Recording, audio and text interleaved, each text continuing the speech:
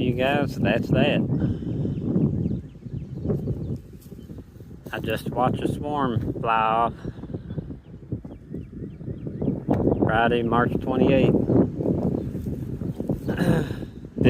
Both these boxes were here. I dug in there, had a virgin queen.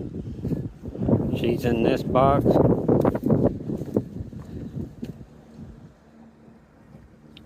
Still had one more capped queen cell, so I put them in this box. So I guess we're gonna try to get both these queen right. Once they get mated, I'll probably stick them in some 5 frames, and I'll be calling some people. Come get them.